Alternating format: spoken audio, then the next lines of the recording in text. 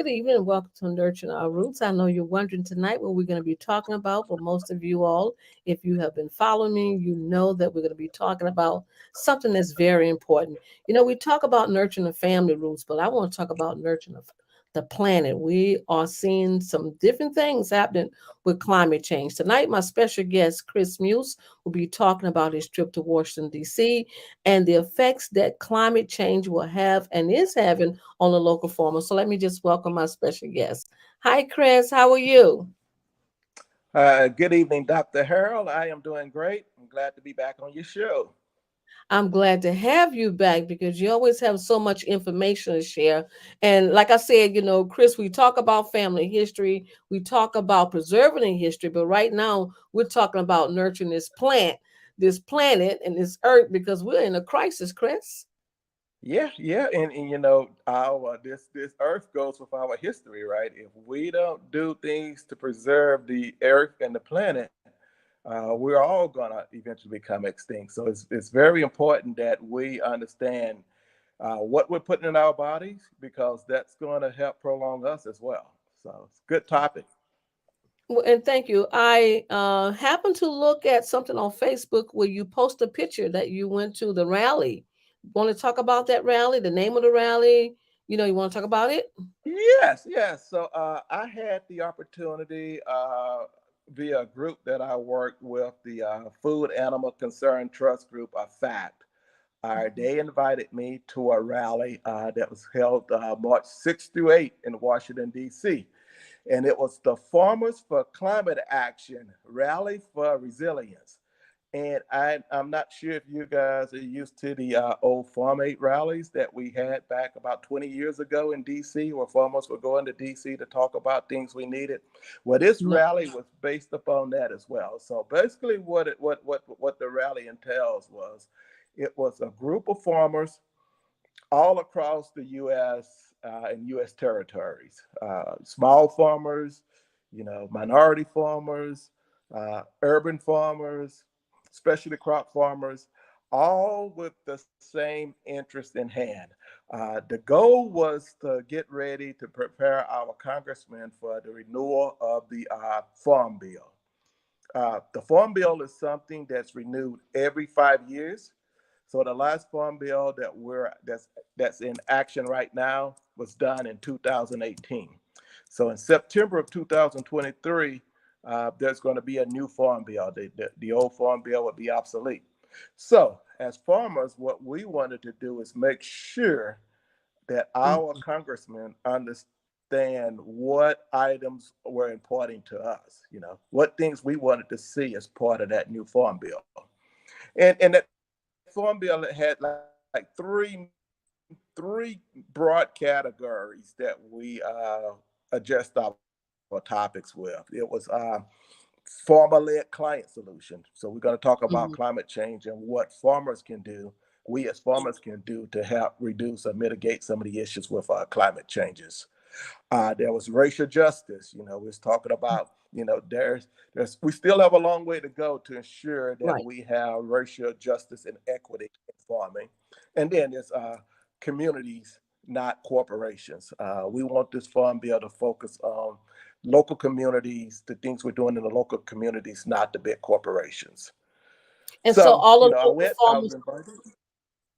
all the local farmers are basically using. I mean, they're on the same page. This is the language that the local farmers have rolled up for the bill.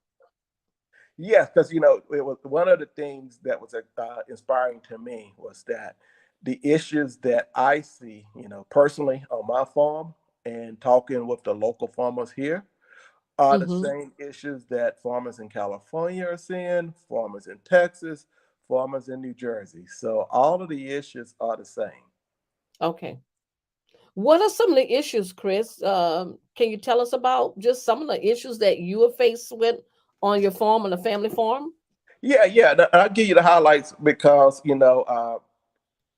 when I was invited to this trip, I said, well, I may as well make sure that some of the issues that's impacting my farm and my local community gets addressed. So I was scheduled to meet with my senator, Senator Cassidy. Uh, Senator Cassidy was in another meeting, so I met with one of his aides, Ron Anderson. So there was a lot of issues out there, but I wanted to make sure one that's definitely impacting me is the issue we're having with our local food system, Mm-hmm. mainly our local slaughterhouses. Mm-hmm. So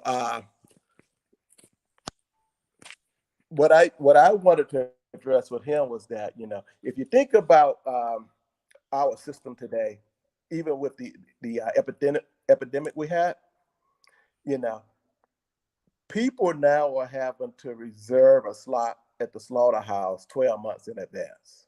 Oh, really? Yes, 12 yes, months in advance. in advance, and that's just for custom slaughtering. What we do at Muse 3 Farm, we do what we call inspected slaughter. So, for example, I could sell my product to the local grocery store. Or I could sell my product at a farmer's market. That's called inspected slaughter.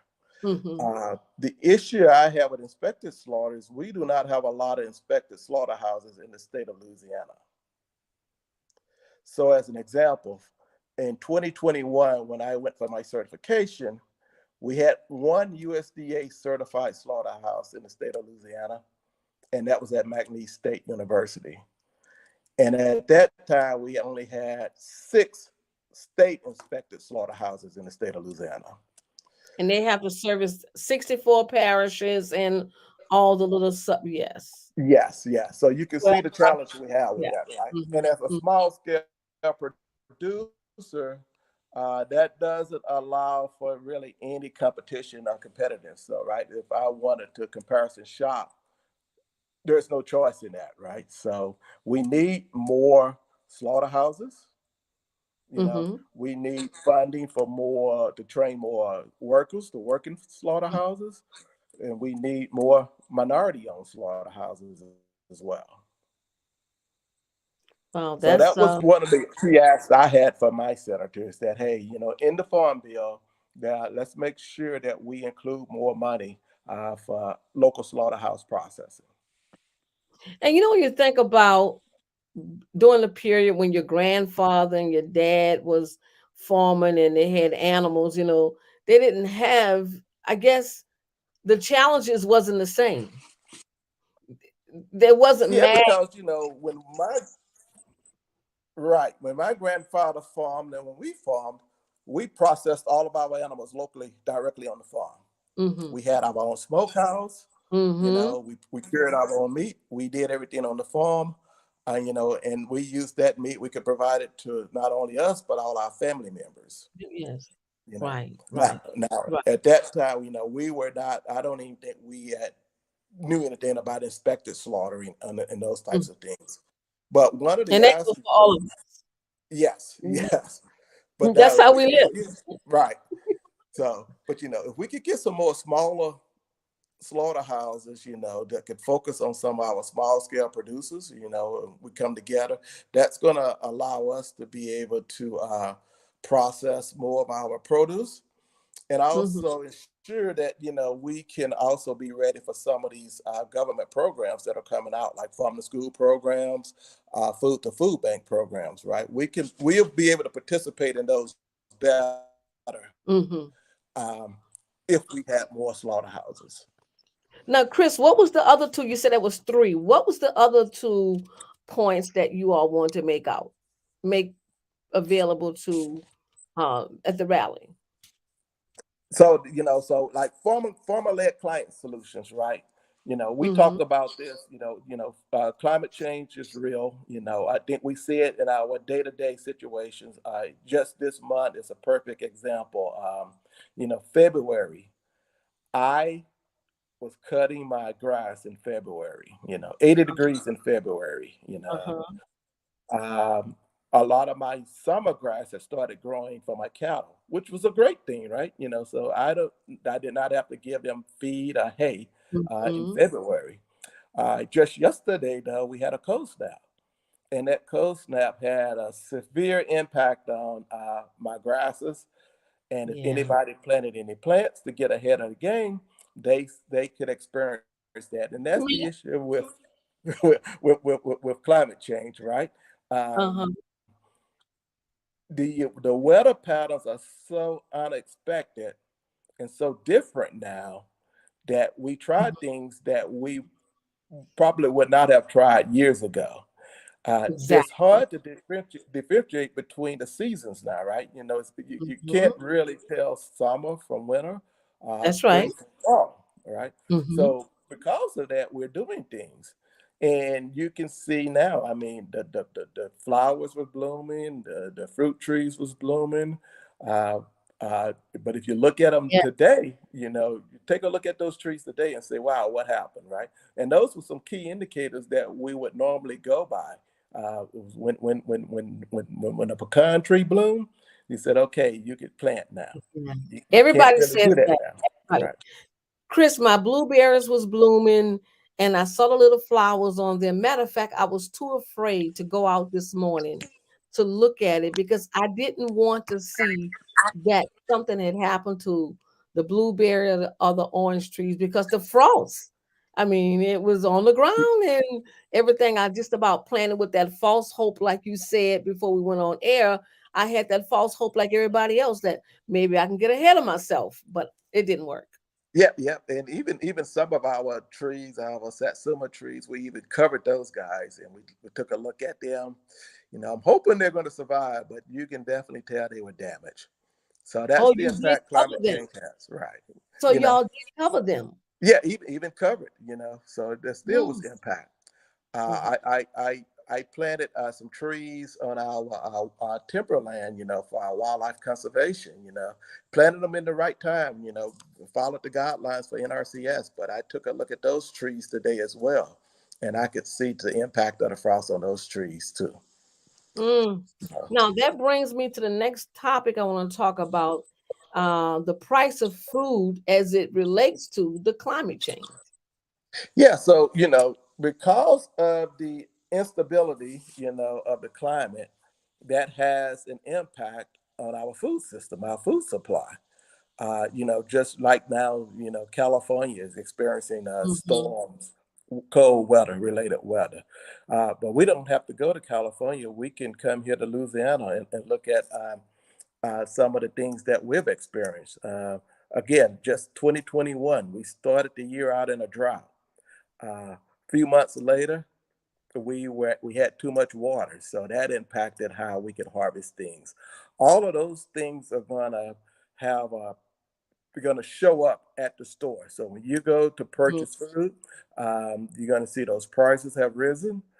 All of that is a result. Most of it is a result directly related to the climate and how we have to deal with the climate these days. And I don't think it's going to the food prices are going to drop at all. Chris, what are some of the things that the local farmers can help uh, or can contribute to probably being at least a solution to the climate change? What could the local farmers do? So some things that we as local farmers can do, and definitely the small scale producers can do to help reduce the climate change issues are you know, the way we plant.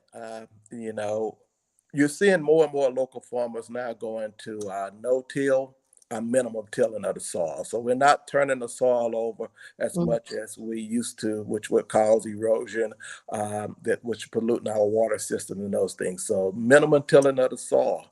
You're seeing more and more cover crops being planted now. So when there's not anything growing in the garden or the field, you're seeing farmers now planting cover crops to keep that ground moist, to keep that soil from getting so warm, so exposed to the sun. You're seeing less use of herbicides and insecticides, so less use of fertilizer now by farmers. They're using more natural, man-made, organic fertilizers, or they're Mhm. using their manure. So Mhm. all of those things are going to help us little bit by little bit reduce the impact of this climate, the issues that we as farmers have done to the climate. I visit a farm. I forgot her name, but she has the worms. Angela Bickham took me there, Samantha and Starkey, Starkey Farms, right here in Greensburg, yes, Louisiana. yes, and that was the first time I had heard of the no-till, and she was really talking about the whatever they used on top to make sure they didn't have to turn the soil over. So that was my first time ever hearing or seeing the process. Oh yes, it's amazing. And if anyone is in the Greensboro area, I would suggest they go and check out the Starkey Farmstead, because what they're doing, they're showing that you don't have to have a lot of investment in farming. You don't have to have all of the equipment that you see most Hmm. farmers are having. They're doing it on a small scale, but they're producing. When you look at their vegetables they're producing, their animals that they're producing, what they're doing with their waste.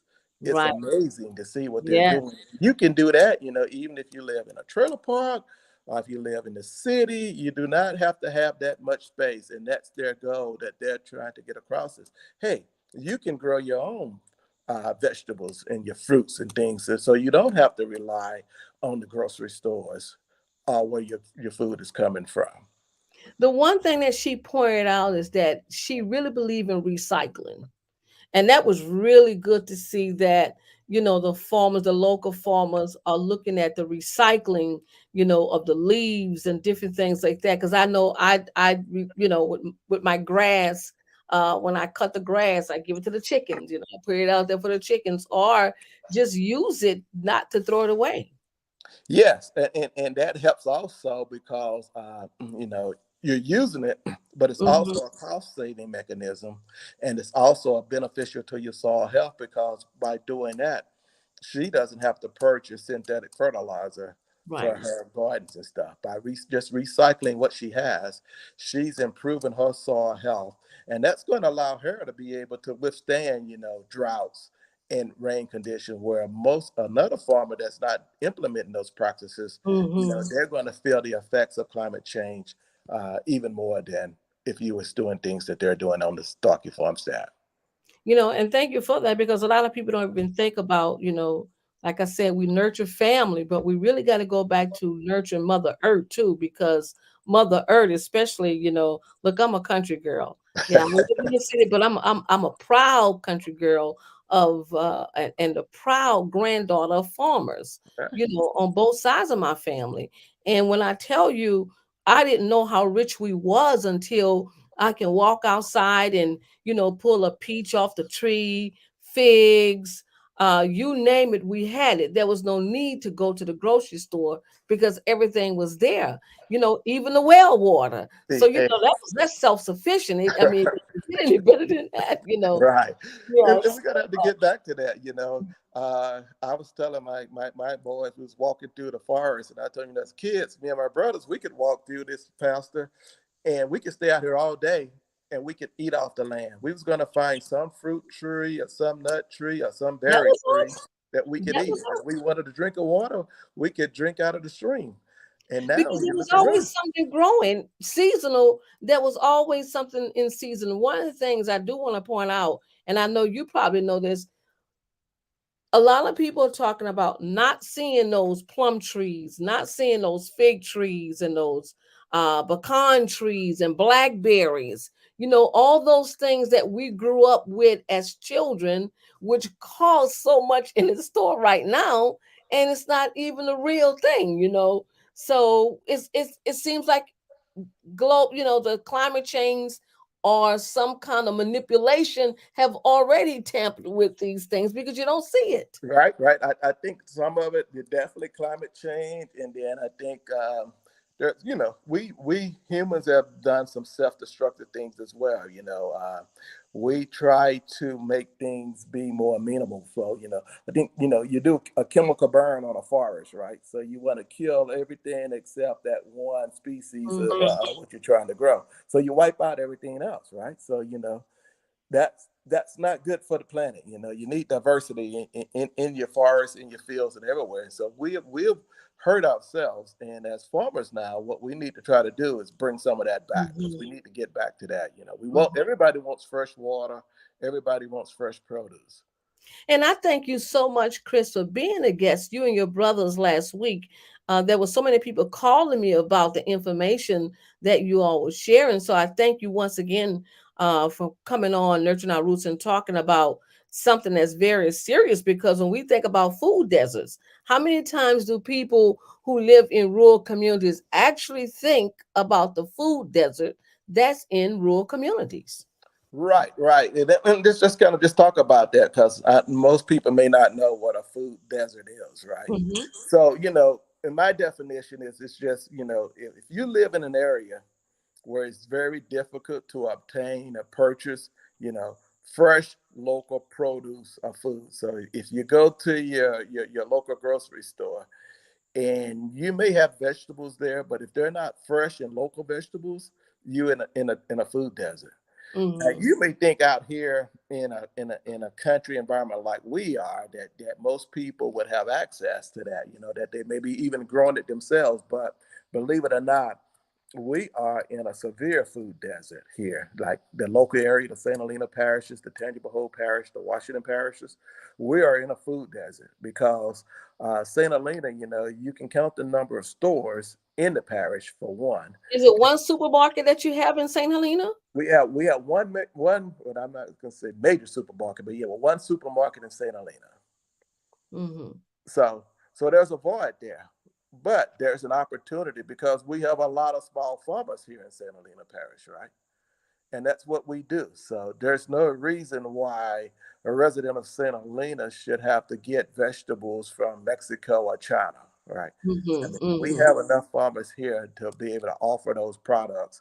And I can tell residents, it's nice if you can go to a farm and see where your product is being produced. Hmm. You can see the tools and techniques that farmer is using. You know, if you can go out and see that, that's just going to help you out. You're eating healthy. There's areas where people have a lot of food, but they're in a food desert because it's not healthy food, right? You see a lot of fast food restaurants and things like that. That's not a healthy situation for you, and that's a food desert as well. Wow. I'm going to pull up, I want to share Muse 3 form. I want people to really see because, people like to, they're visuals now. Yep.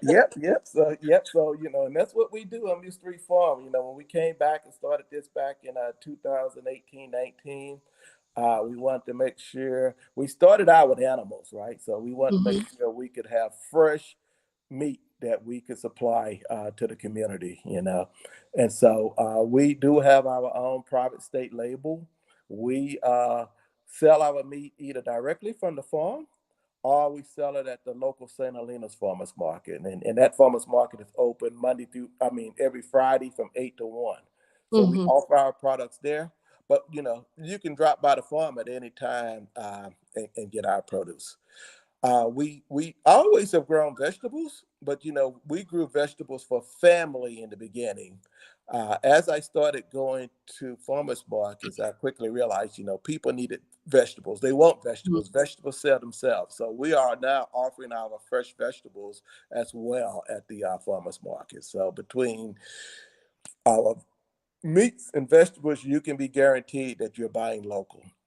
Even our slaughtering, all of our animals are slaughtered here in the parish. We were fortunate to have one of those 6 state inspected facilities in St. Helena Parish. So we have a very small footprint on our products here. And if anybody want to contact Muse 3 Forms, there's the email there, muse3forms at gmail.com.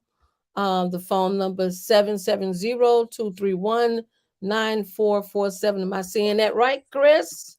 770-231-9417. Okay, 17. All Yeah, right. yeah. Go to our website at www.muse3farm.com. Or you can contact us on Facebook or Instagram just at Muse3Farm. Such beautiful land. Yeah, we also do agritourism out here, Dr. Harold. So we Uh-huh. do tours for anybody, school groups, church groups, local community organizations. We do private tours for families, so we'll do a single tour for a person. If you're interested in seeing up close and personal how we're operating the farm, the things that we're doing on our farm from a regenerative nature, from a Hmm. soil health perspective, you can also schedule your own personal tour as well. We also do field days and ag days out. And typically, when we do those, we will announce those via flyers on Facebook and Uh-huh. Instagram. And those are open to the public as well. So you have a water pond that you're self-sufficient. Yeah, yeah. Interesting enough, for water supply, all of our paddocks, we try to have two sources of water supply. We have a fresh water supply. Hmm. And by the way, when I built my house here, I got a pump. I got a well. I like the way the water tastes coming out of the ground. And I wanted to have a backup plan. My brother has the city water. I have the well water. So if something happens with the city water, we'll have Uh-huh. water. If something happens with the well, I have water. But That's we right. put fresh water in all our paddocks. But again, with climate change, with Hurricane Ida, we're out powering without city water 3 days, power 12 days. So you have animals, you need to make sure that you have a water supply. So we have about 4 ponds on the property that allows those animals to ensure that if something happens, there will have water. Mhm. That's They would one have less water. thing we would have to worry about in a crisis. That's right. I want to share something, a video I just found with you walking around on the property. Okay. Let me see. Our health with our animals, our lambs, goats, sheep, and cattle, chickens. Today I'm going to show you some other items that we're doing from a conservation point of view. In addition to those things I talked about earlier, it's also important to have a good conservation strategy for your forest land and wildlife conservation. Mm, So we at Muse 3 Farm has partnered with NRCS, and we have done some things to help improve our forest land and our wildlife. So if you look down here today, this 40 plot acre here, with the help of an NRCS E-tip contract, has been planted in timberland. It's about 5 years old, and probably in a few more years, we're also going to let the cattle roam in hmm. this area. All right. Just want to give people just a quick view. Chris, And, and we talked about climate change, and that's one of the things we can do too to help the climate, right? Plant more trees as well. So, uh-huh. we're planted over 100 acres of trees. Oh, really? Hmm. Right. Yep. And then What we type planted of trees did you plant? St. Helena Parish is pines, right? It's fine. It's pines. So we have one stand that's loblolly pines and one stand Hmm. that's longleaf pine. Hmm. And in that particular video, we had just finished planting. We planted about 150 fruit and nut trees for the wildlife, but hopefully we'll be able to get some of those to eat out Yeah. ourselves. My Yeah. hope is one day my sons can walk through that field and they can harvest some berries and nuts to eat like I did Hmm. when I was a kid. That's right. That's right. Chris, if I can just give my grandchildren, I think I did give them a glimpse of what it's like because when they would go outside and pull an orange off the tree, go and get the pears for smoothies and the blueberries, and we eat out the garden. So I was able to give them just a glimpse of what that life was like. I mean, there was nothing more enriching to me, like you said, y'all didn't have to go inside. We didn't have to go inside either because we had the water well, we had all the food. They had to actually call us inside to eat because, by that time we had done ate every berry, and picking those blackberries for my mother to make some blackberry dumplings. It was nothing like it. But that was just beautiful times, and I would hate to see those times diminish. It's sad for those of us that know what it was like. Right. And the beauty of it, think about it from a healthy eating perspective. That Yeah. was very healthy for you versus a kid today that's probably eating a fast food sandwich. instead of going. You was walking, so you was getting your physical exercise in, Yeah. and you Yeah. was also eating. This is the type of stuff that we want to encourage people to eat. We want you to eat those fresh fruits. And that you can't get any fresher if you just gathered it off the tree. Right. And so that's why this conversation that we're having about, you know, this climate change is so serious because we're all affected by it. We all are. Right. Last year, Chris, when I have a raised garden, and I would actually have to get up like 5 o'clock in the morning until my husband put in an irrigation system for me to water the plants, because by the time 9 o'clock come or 8 o'clock, if you miss it, you can damage the plants. You can burn. Right. Doctor, we actually did a little experiment last year in our planting season. We planted Mhm. two gardens. One, we put an irrigation system on it, and one we said we just going to do it the old-fashioned way. We was going to let Mother Nature take care of it. That the one with the irrigation system, the vegetables turned out great. The one without it, we lost most of those vegetables. So, Mhm. and that's one of the things right there, with climate change, because Yes. back in the day we never had to worry about irrigation. Now it's almost a must. If you're gonna have a garden or something, you're gonna have to have some type of irrigation system. It may be small enough where you can hand water it, but has become a necessity these days. Irrigation is something. So most small farmers now, you talk to them, they have some means of irrigation for their gardens. Mhm. The other thing is pollinators, right? I mean, we don't think Yes. about it. You ask where did the bees and the butterflies go?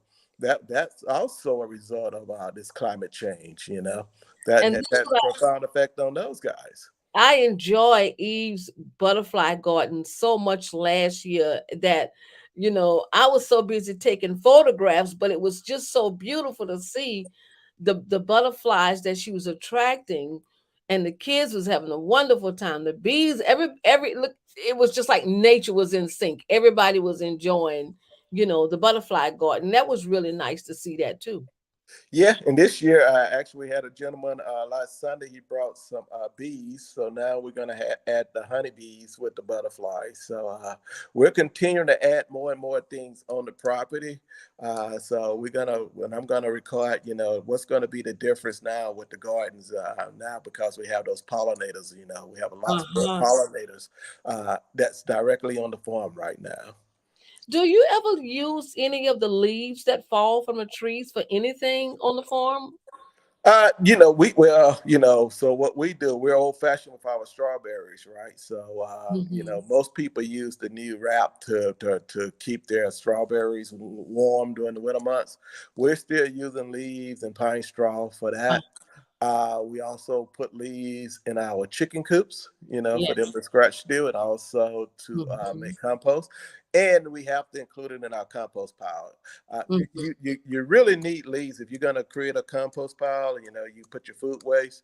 You really need to intermix that with some leaves to get some good compost. Yeah, that's what I have, and I do use it, and my chickens love it. I mean, it's Yeah, like, yeah, anything they can, the worms, whatever it is they find, is they really love it. And Eh, because I saw Eve's butterfly garden, I started a small one myself, yeah. yeah. So every time I come to the farm, I'm learning something there. And like I say, and everybody can do it. You can do it on a small scale.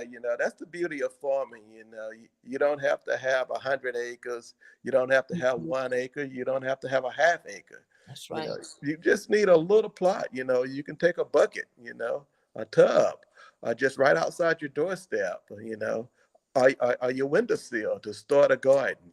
Just start something, and it catches on. Once you get something to grow, you see it growing, the next year you can expand upon that. But it does not take a lot of space, especially if you're just growing vegetables for yourself to eat.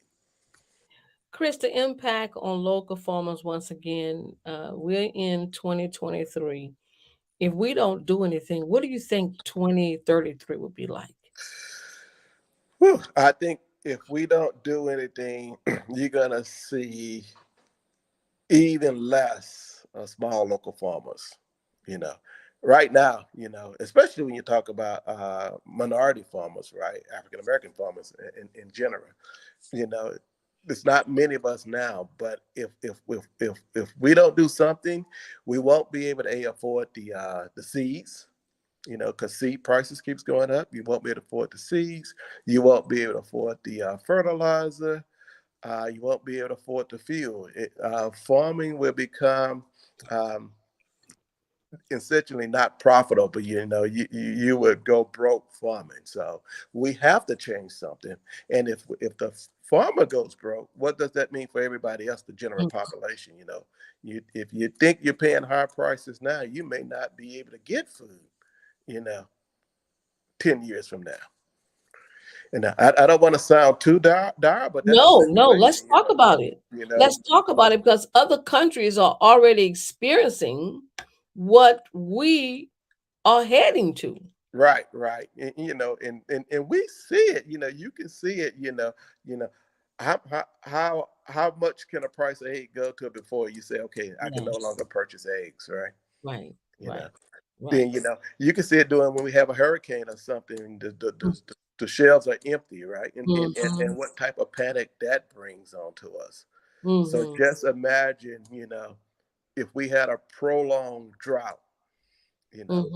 Mm-hmm. these crazy hurricanes that we seem to be having every year that just wipes out everything. What Tornadoes, like never tornadoes, before. Mm-hmm. right?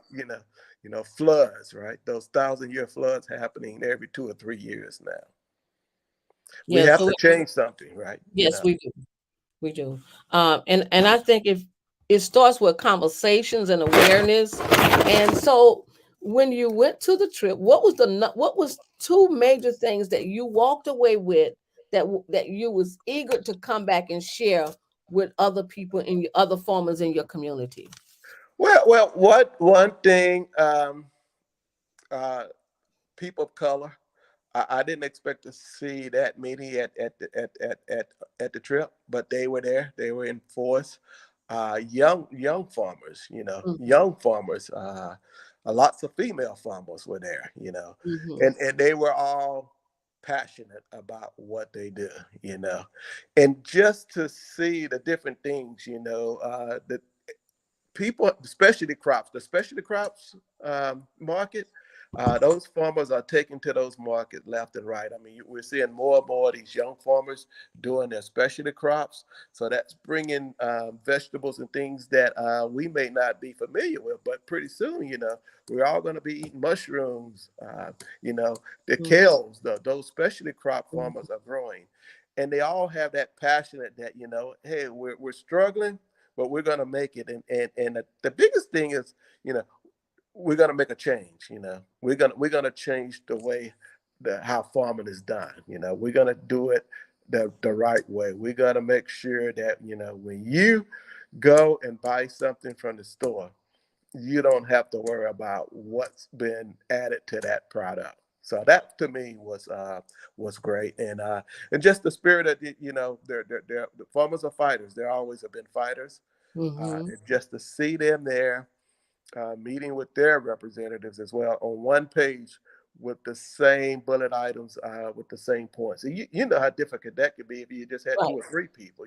You get thousands of people, and you stay on point. That to me was amazing, and I hope you know our local farmers, we can come together and make sure that our voice is being heard. We need to make sure we call our congressmen and our senators to say, hey, Mm-hmm. this farm bill is very important to us. So make sure that we're getting the word out to our congressmen that we need you to vote for this. And more importantly, we feel that, you need to include these things in the farm bill to serve our interests.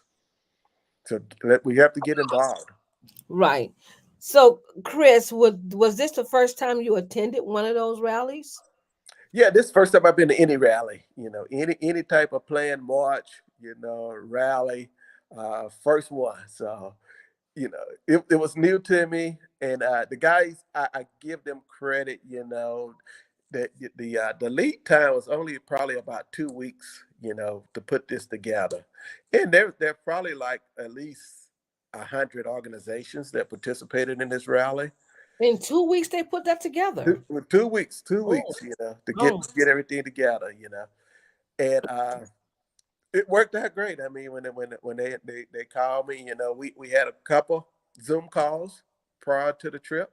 Mm-hmm. Uh, Monday was a planning day. It was basically a pep rally day, social planning day, writing, doing posters and things for the rally, for the actual launch that was going to happen the next day.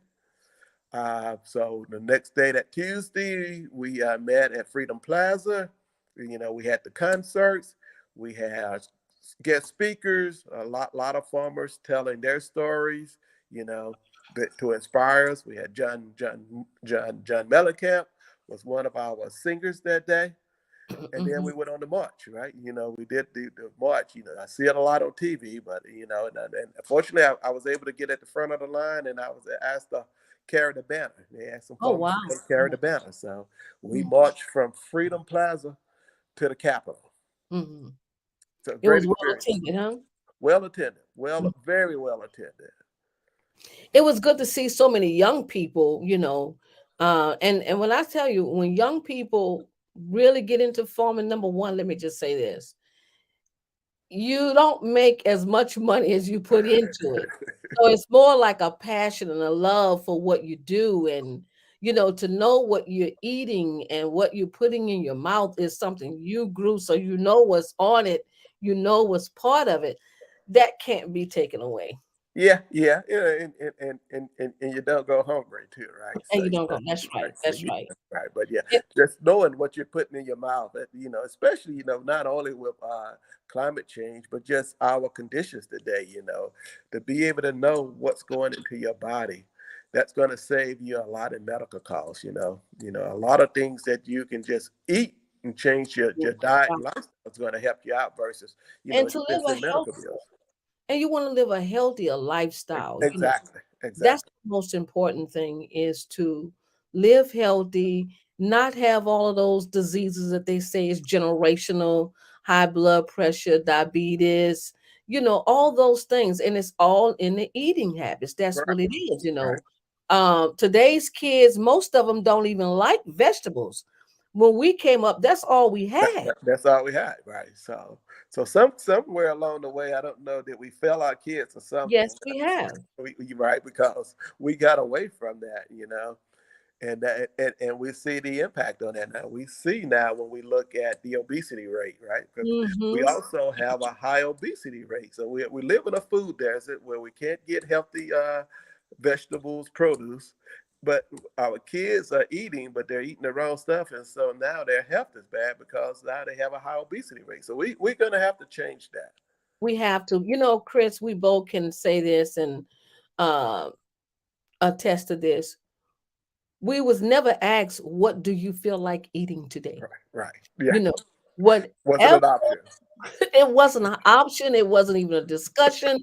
And you ate those field peas, you ate those snap beans, you ate all of that food. You didn't say anything. Now, yes, we have done something wrong. We have really hurt our children in more ways than one by giving them those choices of McDonald's. I'm not going to call the fast food chains out, but by Yeah, giving them all the choices, we have really hurt our children in more ways than one.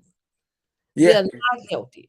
And Dr. Harold, I was the youngest boy, and we had 10 kids, so I had to, my family, if you're not there, they would eat it up from you. So I had to rush right in there with those guys. So not only did I not Right. worry about it, you was there. You when mom put the food on the table, you came to the table. You That didn't lollygag around. that was the bottom line. That was the bottom line. Because let me Right. tell you, my mom, we grew up on my great grandmother's property, and her sons who would farm on the land, they would always give us something.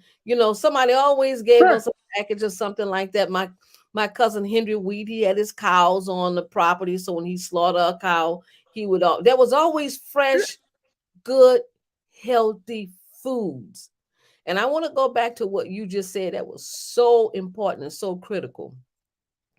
We are killing our children and our grandchildren by the processed foods.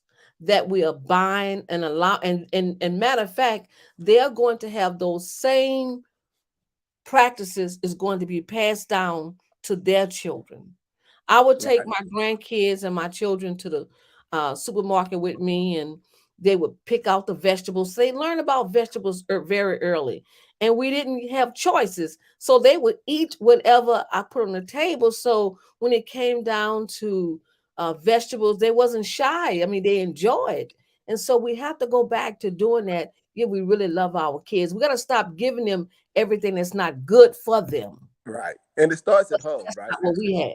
It has to start at home, and that's where beauty of a little small home garden comes into play, Exactly. because if kids if kids can see stuff growing, kids love to go out into the garden. If they can see something, they'll be more willing to try it. So if you can get them to do it at home, and then next we have to go to our school system, right? I mean, our from the school, there's no reason why our kids shouldn't be eating our local produce in the school system. So Exactly. that's next on the list. But it has to, you start at home, and then we get it in the school system, and then those kids will get that passion for growing their own food as well. My, That's my how we can change it. I had lunch with my grandson at his school one year, and oh my goodness, when he told me, he said, "Mama, it's awful. That's why we wait till we get home." When I saw the lunch, yeah, I can understand. I can understand it. So we really have to address these food deserts in the school, like you said, because everything most is processed. Process this, process that. You don't even know what you're eating. So yes, so these are some very serious matters. And I'm gonna tell you something too. I want to say this to everybody that's listening. You better start teaching your children and your grandchildren how to plant their own food. Right. Yeah. That's very That, important. that's going to be very key. That's Food is a commodity, and you have to watch it. If you look at what's happening with seeds, some seeds you can't get anymore. Some of the Mhm. seeds that we used to plant, you can get those varieties anymore, and now you have corporations, more and more corporations controlling the seeds, and and they have genes now, gene therapy, where they can turn certain genes off that you cannot grow a vegetable and reuse those seeds. So we're gonna have to do something here. The genetic modified seeds, and I remember asking the agriculture commissioner about um, the seeds, and are they having control? Do they have control? Yes, and he said yes, they do, and not to mention that Bill Gates own a lot of the land in Louisiana. Oh And yeah, that's very important that people understand. First of all, like you said, Chris, you don't need an acre. You don't even need a half an acre. You just need to have some dirt, some buckets, and plant one. You can plant one tomato plant, and it will yield you exactly. tomatoes. you know, You have something to share with your neighbor, right? that's right. That's Yeah, right. yeah. That's right. So it is very key. Is there anything else that you want to point out about your trip to Washington, D.C.? And first of all, we want to thank you for representing us. When I saw your picture, I said, "Oh my God, I got to get him on because I've been to Washington on many rallies myself for different things, and to see you there, that meant you took a stance. You was part of raising awareness to climate change in our country, but it's globally. Yeah, yeah, it's global, global. And then, like I just say, if you get an opportunity, and it may not be at the federal level, state level, or even a local level, because Mhm. really all things start local, and that's really where That's we right. need to start pushing more on our local leaders. Because if you want local fresh food in your community, you have to start with your local leaders. Say, hey, why can't we have more produce in our grocery stores, or why can't we have more fresh fruits and vegetables at our school system? So it starts local, but also keep your eye on these national things and see what's happening. Don't be afraid to get involved with these other organizations that are advocating as well for farmers, because there's a lot of information out there. There's a lot of grant money out there as well that can help you out. So stay tuned with these guys, and just get involved. And Mhm. definitely monitor your food. I say, if you don't take anything away. Just kind of watch in the next few weeks your food supply. What are you consuming? And then I think based upon that, you'll make a decision that, you know what, I think I can do better. Yeah. Yeah.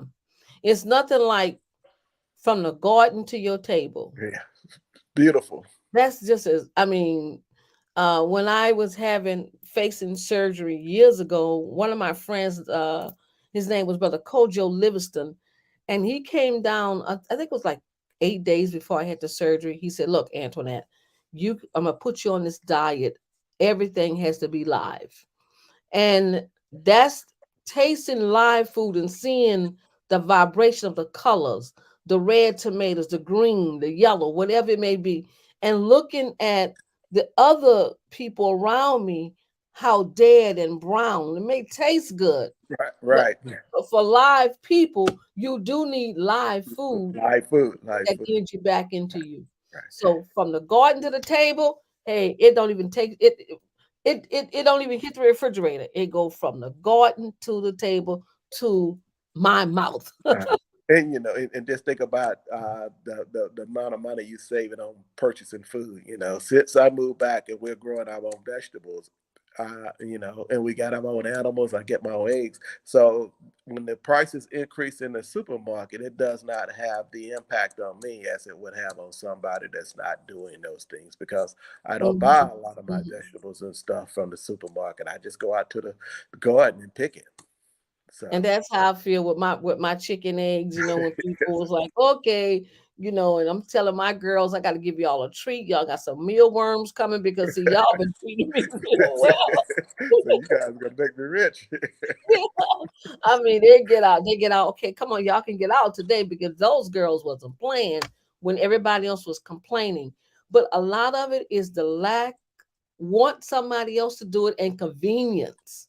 Right, It's, right. we're convenience people. We don't want to. But when I'm working with the dirt, it's Yeah, like me and God talking, and I meet my ancestors there, my grandfather, my great uncles, and all the people who I knew to be farmers. They was around, and I'm like, thank you, thank it, you it, for it. it's a certain peace that comes with it, and then if you have a high stress job, one of the best uh, uh, things you can do is go out into your garden and just relax. I mean, you'll see how your stress level just comes down, because it's just something about putting your hand in the dirt and seeing stuff grow. What it does for you.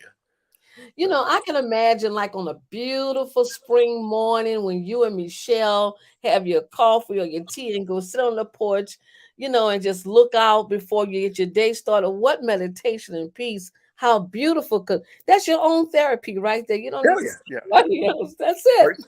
First thing we do every morning, we look out, we look at the animals, and then we go look at the garden. It's just And I follow Michelle because I know she has her goat on, and she's always out there early in the morning. She said, "What they got to eat?" Right? yeah. That's when she wakes up. That's her chore. First thing in the Yes, morning, she goes yes, around I the see that. goats, the sheep, and the chickens. So that's her therapy. She does that every morning. Every Chris, morning. have she added any more artwork to her chicken coop? Uh, she added some more to the mobile chicken coop. Yeah, I have to take a Yes, picture and yes. send it to you. Yeah, Please do yeah. because that's so creative. Yep, yep. So, That so is creative. she's our creative arm of the bunch. So when we need stuff like that, we go to her. That's That's right. special. We turn it And over to her. and let me tell you something. There's nothing wrong with incorporating art with the farm because that makes it just that more jazzier. It's just I don't know. It's just a beautiful piece Yeah. together. And it's a great conversation piece for our tours. When we stop at each of the stations, it gives us something that kind of light the mood and says, "Okay, wow," it's good to Right. have. Mhm. Right. And I'm gonna tell you, it is so beautiful. Like you said, when you put your hand in that dirt, it's just like it gives something back to you, Yes, yes. you And know, we don't like to call it dirt now. We call it soul. the Soul. song. Okay. Yeah. Yeah. Yeah. You know, it's healthy living. And if you just think about that soil, what's in that soil, all of the organisms that's down there. It's just amazing when you look at that whole world. That whole microsystem that's down there, that ecosystem that's in there. Yeah. And if we would leave it alone, we're all gonna be much better off, because everything is there what we need. We just have to take care of it. And you can recover it. Even if you screw something up, you can come back and you Right. can heal it. Right. So Because it's self-healing if we would yeah, leave it alone. yeah, it'll self heal. If we would leave it alone, it will. And I think, because we live in a rural community, a lot of times people do not think about recycling, but I think right now we all need to be thinking about recycling. One of the things that I really, really is passionate about, and that is people may not realize when they release all those balloons into the Ah, air. yeah, yeah. They got to come down somewhere. They It don't must. know what happens with the wildlife and with everything else. Um, you know, Yeah, we have to be educated on those things. right, You right, know, right. That is definitely not healthy for the environment. So yes, like I say, you're gonna end up, wildlife is gonna try to eat it. Or it's gonna end up polluting your streams, or it's gonna pollute your roads and things. It's gonna just become, another issue. So yeah, hmm we really ought to think about that because it seems to be happening more frequently now. These balloon releases. yes, yes. And I think what we all better realize is that we can't win against Mother Nature. Nope, nope, We nope. best realize That because she will come back with a punch and show you if you don't take care of me, I will not provide the food. I will not provide water when you need it. I will show you. So we best make sure we nurture this planet because this is the only planet that we know of, and we don't have the money to do what other people do if they decide to want to go and take exactly. a million We dollar can't trip. go We anywhere. don't have that money. We're So stuck here. we're stuck here. So we best be wise and take care of what we are blessed to have. Exactly. Exactly. And, it's an amazing thing we have. So let's take care of it. Let's preserve it. I see Keith Gregory Keith is in. Hi Gregory. He's another person that like to farm too. Old Green Machine. I guess they're asking, do you have a channel? You really need an educational channel because you have so much information. I just want to thank you for sharing that information because you all are making a difference. Believe me, you are. You are making a difference. So That, keep that sharing, and that's the key right there. Share the information. Do yeah. not hold on to the information. Right, Share right. it. Right. Like I say, that's our mission here. Once we find something out, we're gonna share it because doesn't do any good if we're the only ones that's benefiting from it. I mean, the community as a whole needs to be able to benefit from these items. And I believe that. Yeah, Keith, I would love to have you to come on and talk about what you're doing and just have a round table discussion of what could we do. Because the one thing I do know for a fact, the more shows that we do like this, the more people will find out why it's so important to hold on to that land. Stop being so quick to sell grandmother's land and grandpa land. Stop, stop, stop. You're killing Yeah, me. yeah, yeah. Uh, They're not making no more land. yeah, yeah. Don't sell. I mean, if we could get that one message over, and we could have an impact on that, I think we've done our job. I mean, do not sell your land. No, do not. And then when you have the land, work the land. Work the land. Let that land be. I mean, the land, It's I know for beautiful. a fact. Yes, it is. You know. Uh, I didn't realize, I didn't know anything about poverty, and I lived in the country. I'm being honest with you. you Right. know, because Right. we had the food, we had wood for the wooden stove that cooked the best beans, and I'm not ashamed to tell nobody we had a wooden potbelly stove. I wish I had one now. Yeah. Yeah. Yeah. Exactly. Right. So I wish I gonna have, had one now. I'm gonna have to find me one from somewhere. Let me tell you, Larry Freeman had one the other day when I was over at his place. And I said, Larry, I remember them stoves because my grandmother had one, Oh yeah. Oh yeah.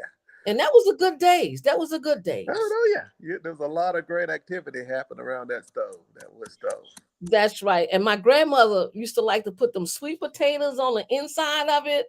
Oh You yeah, know, that's the best way to eat yeah, them. Yeah, just throw a sweet potato in there. I never could get that taste, Chris. I tried, but I just You can do it. Oh, I love can't that. do it. My sister would want one of those today if you threw one in there. That's the way she liked to eat those sweet potatoes.